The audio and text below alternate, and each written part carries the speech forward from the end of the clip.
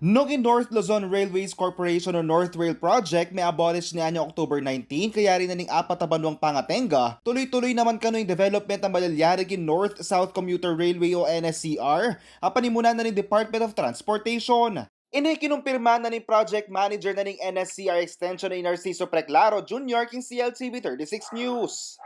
So magkaiba po yung NSCR, which is the North-South Commuter Railway Project po, sa North po. Una-una po, yung North Rail Project po ay ano po ito kay DCTA. Yung dati niya pong scope ay mula Manila to Clark din po.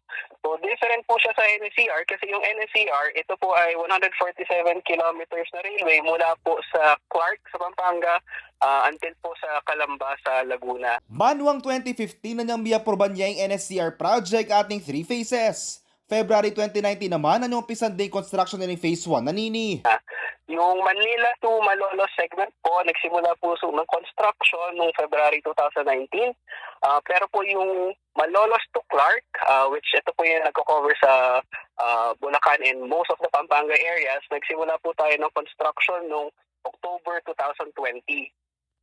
Yung south portion naman po, Manila to Laguna, nagsimula po tayo ng construction nito lamang pong June 2023. Basic in disenyo at inyang 35 stations ng NSCR magumpisa Clark, Pampanga hanggang Calamba, Laguna. Anam Kareni, ring at suking phase 2 o yung Malolos to Clark phase. Mayakit na din tatalakad ay istasyon king Kalumpit, Bulacan, Apalit, syudad ding San Fernando, Angeles, Clark at yung Clark International Airport. Agpangkang Preclaro at suneking 33% in completion rate king phase 2 na ng NSCR, kabang 50% niya kano yung overall accomplishment na ng proyekto. We're right on track po for an opening po ng second quarter ng 2027. So from West Valenzuela to Clark po, we're expected to open ng June 2027.